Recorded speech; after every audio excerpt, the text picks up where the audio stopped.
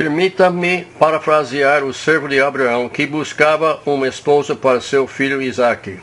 Quanto a nós, o Senhor nos conduzia nesta jornada. Após a aposentadoria do fundador, no ano 77, o manto foi lançado sobre Arthur Cave. Ele trabalhou ombro a ombro como confidente do pastor Donaldo desde o início. Serviu como professor e deão, junto com sua esposa, professora Joyce.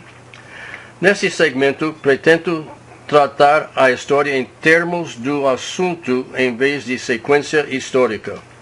Pastor Arthur logo solicitou informações de outros pastores, de como poderia servir melhor as igrejas do movimento. Um exemplo era o desenvolvimento de escolas satélites nas igrejas. Somaram as matrículas na casa de 100 entre as escolas em Taubaté, Campinas, São Bernardo do Campo e 5 na capital. Algumas tinham mais sucesso do que outras, mas ajudou as igrejas do propósito do seminário. Com a explosão de escolaridade, especialmente no segundo grau e faculdade, foi necessário reconsiderar o currículo da escola na década de 60, devido ao nível educacional da membresia das igrejas. No início, membros chegaram à igreja a pé ou de ônibus. Lembro-me muito bem quando um pastor orgulhou-se por ter um membro que chegou de Lambreta. Imagine a São Paulo que você não conhece. Estacionamento para carro nem se preocupou, mas aos poucos cresceu tanto a produção automobilística como na parte de estudantes no segundo grau e faculdade. Por isso, o curso pastoral foi alterado para oferecer um bacharel em teologia. O curso Educação Cristã caminhou no mesmo trajeto. Dona Joyce elaborou o currículo logo na fundação do seminário. Foi iniciado o certificado após 3 anos de estudo, mas devido à realidade do progresso educacional, o currículo foi projetado em 4 anos com bacharel em Educação Cristã no ano 1971. No ano de 83, o seminário passou por mais uma transição quando o sucessor do fundador, pastor Arthur, foi transferido para os Estados Unidos. Nesta ocasião, o manto foi lançado sobre pastor Ricardo. Logo, o conselho administrativo pediu que a diretoria executiva traçasse os planos para o futuro do seminário. Para este fim, a diretoria executiva convidou 2 ou 3 pastores para um jantar, após qual trocaram ideias para a escola refletir cada vez mais a atualidade. 29 pastores participaram desses diálogos muito produtivos. Enfim, foi posto ao Conselho Administrativo os seguintes 5 alvos, a saber, 150 matriculados nos vários cursos oferecidos, 10.000 títulos no acervo da biblioteca, o dobro daquilo exigido para as escolas teológicas, desenvolver um curso de mestrado, adquirir um diretor brasileiro e deixar o caixa de eventualidades com equivalência de $50.000. O seminário era autossustentado pelas rendas das salas e matrículas, porém dificilmente podia manejar uma crise ou uma necessidade de equipamento novo para sua boa função. No ano de 1984, com a chegada de pastor Ken, o homem qualificado em música, foi possível preencher a visão do diretor fundador, a saber, ajudar a igreja local na parte de música. Quanto a nós, o Senhor nos conduzia nessa jornada. Essa matéria entrou na onda e também ofereceu bacharel em música. E na providência de Deus, 2 formados em conservatórios brasileiros, Daniel Nagy e Eduardo Inque, podiam dar aula de piano. O primeiro diploma para o aluno que completou o curso satisfatoriamente foi recebido em 90. Infelizmente, o interesse no curso entre as igrejas forçou-nos a alterar ele para proficiência em instrumentos, voz e regência. Também ofereceu seminários breves em música nas próprias igrejas que pediram seu auxílio. Este departamento ainda formou um coral que cantava em 4 a 6 igrejas no ano letivo. Uma aspiração desde 1955 era de oferecer também um mestrado em estudos úteis para o ministério. Isso demorou mais de 3 décadas. Com a chegada de pastor Randy, em 89, foi possível planejar o currículo do mestrado. Quanto a nós, o Senhor nos conduzia nessa jornada.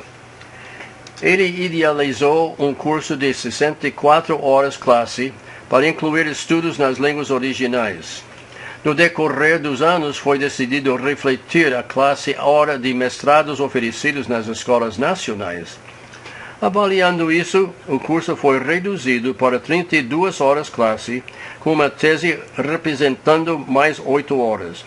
A frequência variou entre 9 a 12 alunos nos próximos 3 anos. Com a saída de pastor Randy do Brasil, o curso não sofreu solução de continuidade. Novamente, na providência de Deus, um homem bem qualificado e era também domiciliado no Brasil, tinha adaptação cultural e facilidade no idioma, a saber, Dr. José Arthur. Desde então, era diretor desse departamento. Quanto a nós, o Senhor nos conduzia nessa jornada. Nos anos 90, vozes foram ouvidas das igrejas, que tinham profissionais interessados nos estudos bíblicos para melhor servir em suas igrejas. Mas os tais só podiam fazê-los aos sábados, dia da sua folga. Quanto a nós, o Senhor nos conduzia nessa jornada. Então foi elaborado por Gerson Berthold o curso Seminário de Estudos Teológicos Alternativos, SETA. Operava de 9 a 16 horas nos sábados. Foi lançado no ano 96 com 20 matriculados. No próximo ano, tinham 75 matriculados no curso. No ano de 87, na celebração do 40º aniversário do seminário, o segundo reitor, Arthur Cave, junto com sua esposa, Dona Joyce, vieram para celebrar conosco. Participaram desde a fundação, em 57, até o ano de 83, quando ele foi nomeado administrador das atividades da missão ABM para a América do Sul. Durante todos estes anos, mesmo servindo como pastor, não poupou esforços para o bem-estar do seminário. Em reconhecimento da contribuição na fundação e desenvolvimento do seminário junto com sua esposa, que deu o impulso para o curso Bacharel em Educação Cristã, dedicamos o salão de culto em homenagem a eles. Houve alguns infortúnios na terceira e quarta décadas, devido à sua localização no centro da cidade, tanto entre o corpo docente e discente.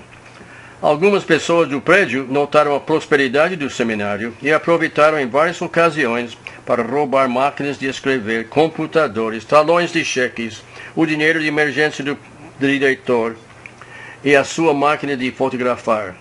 7 vezes tentaram pegar a pasta do diretor, mas não caiu na cilada. Mas o mais sério foi a vez em que os ladrões puseram o pastor Alceu, sua esposa e a esposa do diretor no porão do prédio como reféns. O diretor foi verificar a demora deles e encontrou um homem com um revólver embaixo do seu queixo. O virou empurrando para a escada do porão. Lembro-me muito bem pensando, será que dói quando atira? O ladrão mandou ele juntar-se com os outros e esperar a ordem. 3 horas depois gritaram, vamos embora, não saiam por 15 minutos. Graças a Deus saíram ilesos. Será difícil esquecer a morte prematura do professor Israel Bjork. No incêndio no hotel, na sua visita em Foz de Iguaçu, o Sérgio de Grazia e sua esposa, num acidente automobilístico. O seminário funcionou muito bem no 7º andar, mas com as matrículas chegando na casa de 75, começamos a pensar na necessidade de mais espaço no prédio. No ano de 1978, o Banco Nacional resolveu-se vender o 8º andar. O Banco de Terreno de Morumbi, de novo, nos forneceu os fundos para fechar a compra. Mais uma vez, quanto a nós, o Senhor nos conduzia nessa jornada. Isso nos forneceu benefícios imediatos. Podíamos ter um salão de culto, mais espaço para a biblioteca crescente, sala para o professor que chegou cedo e, naturalmente, mais salas de aula. As matrículas cresceram gradualmente. Elas chegaram na casa de 100 nos anos 86 a 88. Por isso chegamos a pensar no 21º século. Com isso em mente, na diretoria, imagine nossa surpresa quando o dono dos terceiro e quarto andares nos ofereceu a compra deles no ano de 1991. Mais uma vez, quanto a nós, o Senhor nos conduzia nessa jornada. O lote do terreno do Morumbi já foi totalmente vendido. A diretoria liberou o diretor para regressar aos Estados Unidos para levantar fundos. Para a alegria de todos, Deus abençoou a campanha e voltou com dinheiro em mãos para finalizar a compra. Isso porque um empresário, para quem ele trabalhou nos anos 50, patrocinou a compra do terceiro andar, caso pudesse levantar o dinheiro do outro andar. O diretor jejum em negócios desta magnitude convidou o pastor e Dr. Valfredo Tomé para acompanhar nas discussões em 92. Para o nosso desapontamento, na primeira reunião, a cultura inglesa aumentou o preço em 70%. O Dr. Valfredo sacudiu a cabeça e saímos da reunião abatidos e tristes. Parecíamos que não estávamos no caminho do Senhor.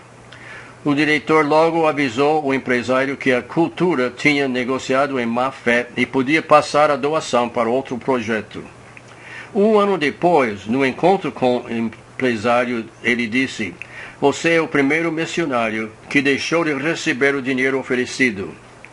Como alternativa, começamos a adquirir espaço no prédio, na medida que salas ficavam à venda. Chegamos a comprar 2 conjuntos no 10º andar e mais 2 no 11º andar, esperando que pudessem tampar as necessidades futuras. Alugamos uns e fizemos um dos conjuntos só para os professores que chegariam cedo no centro, onde podiam descansar e finalizar as matérias do ensino logo a seguir. Passando 2 anos, a cultura inglesa ofereceu novamente os 2 andares. Surpresa nossa, insistimos em documentação promissória. O empresário que iria patrocinar um andar a primeira vez repetiu a oferta. Dr. Valfredo acompanhou o documento de compra e venda, pois tinha muitos anos de experiência no mercado. O preço ficou 15% menos do que a primeira oferta, antes de aumentar por 70%. Quanto a nós, o Senhor nos conduzia nessa jornada. Pegamos as chaves em outubro de 95. Daí foi necessário montar um esquema para limpar a sujeira de 2 anos e mobiliar as salas. Inauguramos esses 2 andares no início do ano letivo de 1996.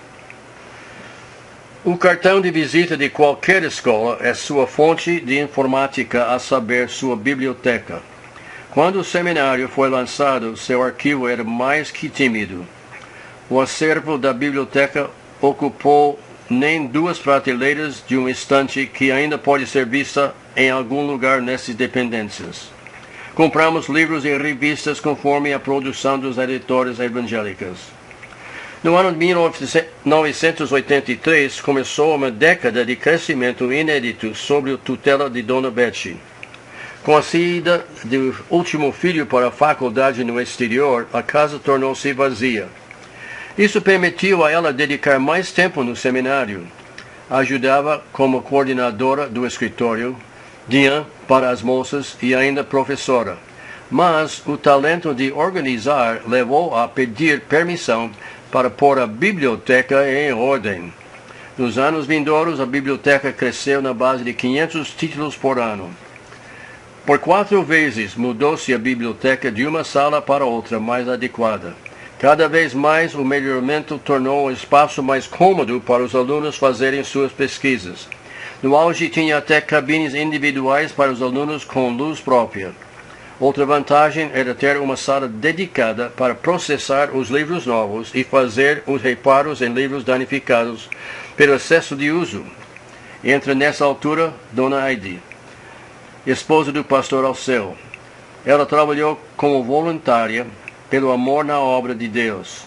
Ela aprendeu a fazer reparos em livros danificados, na tutela de um mestre desse ofício. Isso poupou muito dinheiro para o seminário na medida que reformava um livro, fazendo-o útil por mais alguns anos. Professora Betty do Sebarsby trabalhou com a bibliotecária da Universidade Mackenzie para modificar o sistema dos códigos do duodécimo. O sistema visava bibliotecas seculares que tinham poucos livros teológicos. Adaptaram o sistema para servir melhor às escolas teológicas. Manualmente, ela precisava datilografar 4 fichas para cada livro. Em 1985, com a compra do primeiro computador, pode-se fazê-las automaticamente após colocar os dados nele. Anualmente, ela verificou por uma lista mestre de todos os livros, a posição correta nas prateleiras e livros faltosos. Até a aposentadoria dela, tinha posto todos os 10.000 livros no computador para a rápida localização do livro desejado. No ano de 76, começaram as primeiras discussões para fazer do seminário uma entidade brasileira. A comissão informal trabalhou mensalmente por um ano. No ano de 78, finalizaram uma constituição em estudo. Teria um conselho administrativo composto de 9 pessoas, das quais 3 eram pastores, 3 profissionais e 3 missionários, cujo mandato era só nos primeiros 10 anos. E uma diretoria executiva composta de diretor, deão, secretário, tesoureiro e 3 suplentes. No ano de 79, consultamos com os pastores quanto à Constituição. Uma discussão prolongada foi em torno do nome da razão social. Os pastores acharam por bem incluir a palavra regular no nome para refletir a associação das igrejas, mesmo que os missionários não acolheram esta ideia. Assim, SIB foi registrado no ano 90 como Seminário Batista Regular em São Paulo, Sebarsby. 2 anos depois, todo o patrimônio e o ativo foram transferidos da Associação dos Batistas para a Evangelização Mundial, a BEMI, para Sebarsby. Há muito mais informação, mas pelas restrições do tempo não posso tratá-las dos pormenores. O sistema de Cáris Carnet, promovido para pessoas interessadas em fazer depósitos diretamente na conta do seminário por meio do Banco Bradesco, chegou a ter 58 participantes nas contribuições até $300 mensais.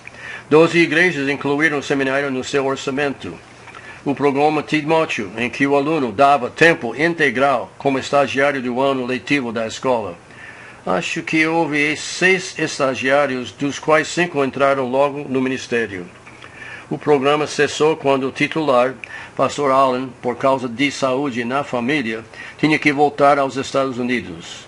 Também oferecemos aulas diurnas nas quartas-feiras na matéria de hebraico, grego e inglês por um bom tempo.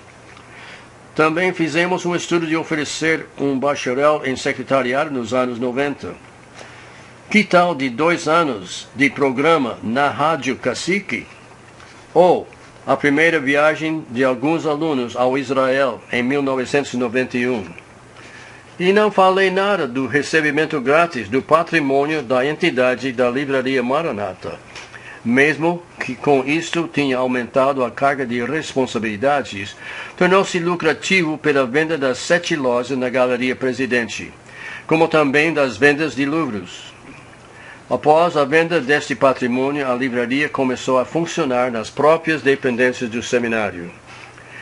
Em 1996, foi possível mudar as formaturas da igreja alemã para uma igreja da associação, um sonho de muitos anos.